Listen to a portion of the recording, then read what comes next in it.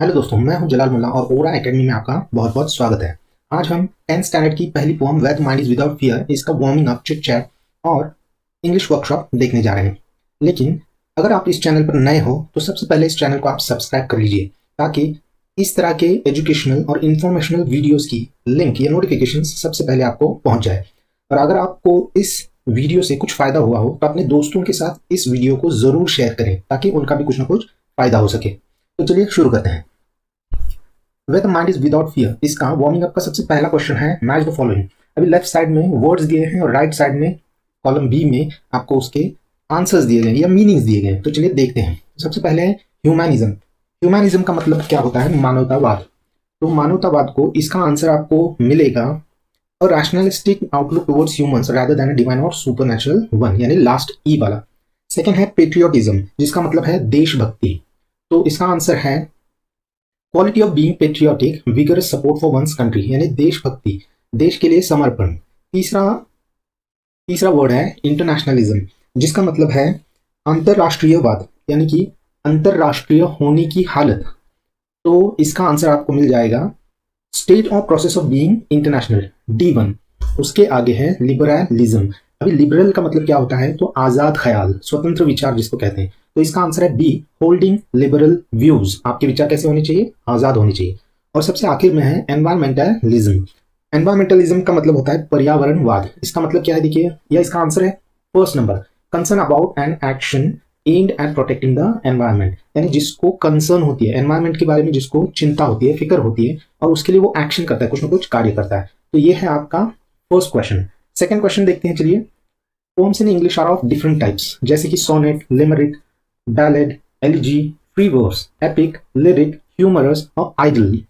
तो इन तरह के अलग अलग पोम्स हुआ करते हैं इंग्लिश में। उनके लिए नीचे एक एक्सरसाइज दी गई है। तो इन्हीं ऊपर के वर्ड्स के मीनिंग्स एक तरह से नीचे दिए गए हैं और उन मीनिंग्स के सामने ऊपर से जितने ऑप्शंस थे उनके वर्ड्स हमको लिखने हैं।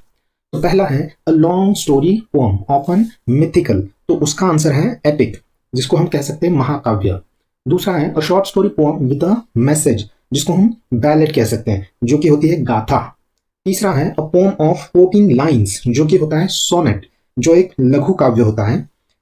चौथा है अ सॉन्ग लाइक पोम, जिसको हम लिरिक कहते हैं, गीति काव्य इसका मीनिंग है। फिफ्थ है a poem with no uniformity of rhyme, rhythm etcetera, इसको फ्री वर्स कहा जाता है। जिसमें कोई राइम स्कीम नहीं होती उसको फ्री वर्स कहते हैं। तो where the mind is without fear, ये एक फ्री वर्स है। नेक्स्ट है a poem set in picturesque rustic background, उसको कहेंगे आइडल, जो कि एक सौम्य काव्य है। उसके आगे है a sad poem lamenting death of a loved one, उसको एलिजी कहेंगे, जो कि शोक गीत होता है। शोक मालूम है ना आपको, दुख जताने वाली कविता।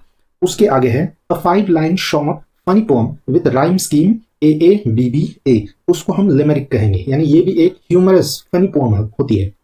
और आखिर में है a poem written just to create humour, सिर्फ मजाक क्रिएट करने के लिए, विनोद क्रिएट करने के लिए ये पोम बनाई जाती है, उसको कहते हैं हम ह्यूमरस, जो कि हास्य काव्य है। अब चलिए हम इसके मार्जिनल क्वेश्चंस की तरफ बढ़ते हैं। पहला मार्जिनल क्वेश्चन है what does the poet pray to the almighty for. सबसे पहले क्या है कि इस क्वेश्चन के मीनिंग को समझो। ऑलमाइटी किसको कहा है? गॉड को कहा है। तो पोएट गॉड से किस चीज के लिए प्रार्थना कर रहा है, ऐसे इस क्वेश्चन का मतलब होता है। तो इसका आंसर ऐसे होगा the poet prays to the almighty for a place where everyone is fearless, full of self respect, toiling, logical, knowledgeable and above all led by God. Next question है what are reason and dead habit compared to. तो reason और dead habits का comparison किसके साथ किया गया है? तो हम इसका आंसर इस तरह से लिख सकते हैं कि reason is compared to a clear stream and dead habits are compared to dry desert sand. Next question what does the poet wish for. Poet चाहता क्या है? तो इसका आंसर हम इस तरह से लिख सकते हैं the poet wishes his countryman should awake into that heaven of freedom where everyone has good thoughts and truthful words along with sincere actions that would benefit all। अभी चलिए इस पोएम के इंग्लिश वर्कशॉप की तरफ। इसमें पहला question है in your notebook write down lines from the poem as proof for the following. मतलब यहाँ पे कुछ मीनिंग्स दिए गए हैं एक तरह से, और ये मीनिंग्स कौन से लाइंस में झलक रहे हैं, तो उस लाइन का आपको प्रूफ देना है। तो जैसे जैसे मैं सेंटेंस को पढ़ूंगा उसी के सामने आपको उस लाइन को भी दिखाते जाऊंगा।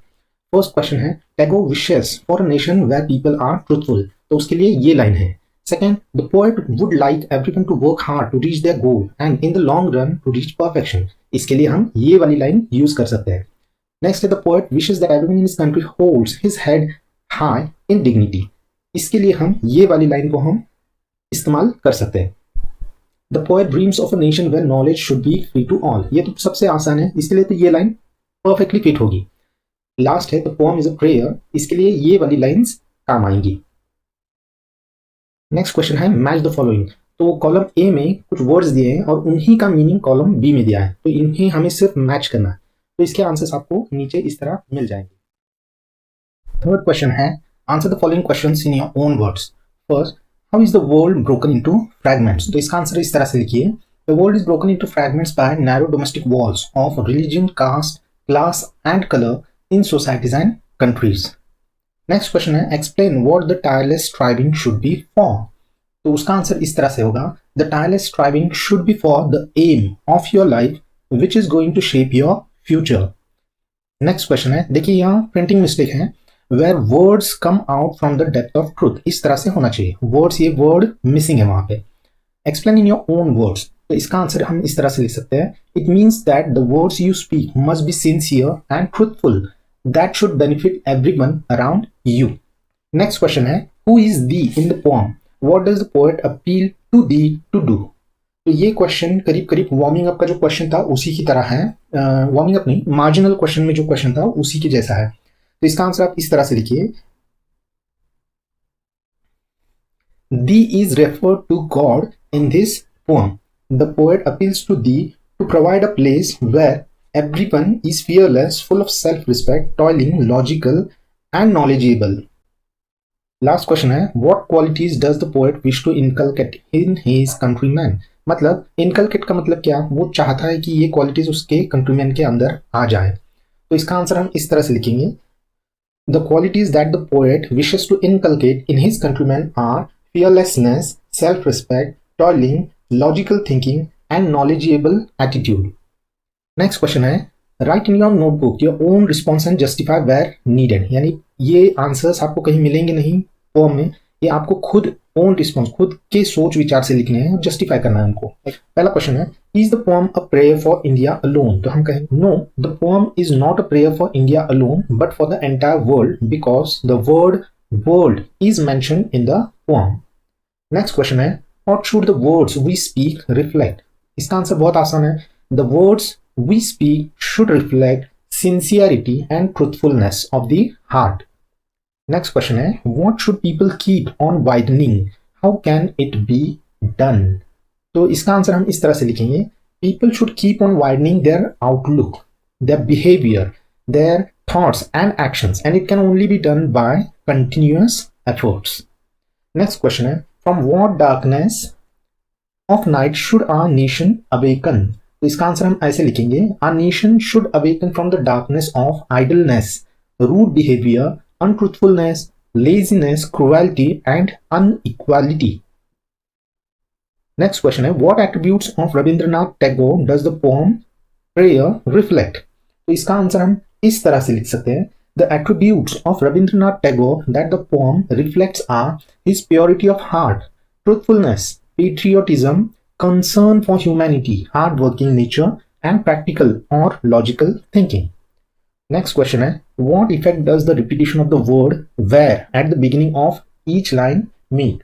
इसका आंसर होगा The use of word where at the beginning of each line helps the poet to create an image of the place that is heaven of freedom for his countrymen. It helps to build the specific structure of the poem. Next question है read the poem carefully and complete the table after the discussion in pairs. One is done for you. अभी first column में दिया है concepts in the poem, second column में है present situation, मतलब जो situation अभी हाल में है इस सोसाइटी में, और थर्ड कॉलम में दिया है एक्सपेक्टेड या फिर आइडल सिचुएशन, कौन सी सिचुएशन आप चाहते हैं. और आइडल का मतलब क्या है? सही, सूटेबल जिसको कहते हैं. तो एक तो बताया है mind is full of fear और फियरलेस माइंड. उसी तरह से आगे के जितने भी हैं इनके आंसर्स आप इस तरह से लिख सकते हैं. नेक्स्ट क्वेश्चन है fill in the blanks. Complete the following sentences using your own interpretation. यानी कि अपने खुद के इंटरप्रिटेशन, थिंकिंग के हिसाब से आप इस क्वेश्चन को सॉल्व कर सकते हैं. फर्स्ट है when mind is without fear and head unbowed we enjoy total freedom, या तो टोटल लिखिए या तो कंप्लीट लिखिए, दोनों भी सही है। सेकंड है when knowledge is free every citizen enjoys the right to education and success. Third है we can prevent social injustice when we pull down discriminatory walls of caste, class, religion, etc. Next question है constant effort and strive leads to success in life. Next question है logical thinking and reasoning can put a stop to useless customs and traditions. Last question है Tagore appeals to God to make his country a heaven of freedom. Next question भी fill in the blanks है student should keep themselves aloof from dash, यानी कि laziness हम जोड़ सकते हैं। Next है when knowledge is free everyone will be literate. Third है it is a social duty of every student of modern world to uproot harmful customs from societies. उसके आगे है students must develop broad outlook and attitudes. Last है in the world of sycophancy students must live with dignity. तो sycophancy का मतलब क्या होता है, थोड़ी सी फ्लैटरी। फ्लैटरी का मतलब क्या होता है, मस्का जो लगाते हैं अक्सर आज की सोसाइटी में, पहले से भी बहुत सारे ये देखने को मिलते ही हैं केसेस जहाँ पे लोग दूसरों की हाँ में हाँ मिलाते हैं, तो उसको कहते हैं साइकोफेंसी। तो ऐसा काम वही करते हैं जिनके पास डिग्निटी ना हो या सेल्फ रिस्पेक्ट ना हो। तो आपको इन चीज़ों से बचना है और आपके पास डिग्निटी या फिर सेल्फ रिस्पेक्ट होनी चाहिए। नेक्स्ट क्वेश्चन है find out the examples of metaphor from the poem. तो उसके लिए आप ये वाले लाइंस लिख सकते हैं। नेक्स्ट क्वेश्चन है read the poem, write an appreciation of the poem in about 12 to 15 sentences with the help of the following point. इनके हिसाब से ये वाला एप्रिसिएशन लिख सकते हैं। नेक्स्ट क्वेश्चन है imagine that you have to deliver a speech on the occasion of Independence Day और the Republic Day in the school assembly. Prepare a speech to deliver on India of my dreams. तो ये speech आपको नीचे दी गई है, इसको अच्छे से अलग अलग वर्ड्स को समझ के लिखने की कोशिश कीजिए। आई होप कि आपको ये वीडियो बहुत पसंद आया होगा, अच्छे से समझ में भी आया होगा। अगर आपको अच्छा लगा है तो ज़रूर इस चैनल को सब्सक्राइब कीजिए और इस वीडियो को ज़्यादा से ज़्यादा अपने दोस्तों के साथ शेयर कीजिए। तो फिर मिलते हैं किसी और वीडियो में, तब तक के लिए गुड बाय।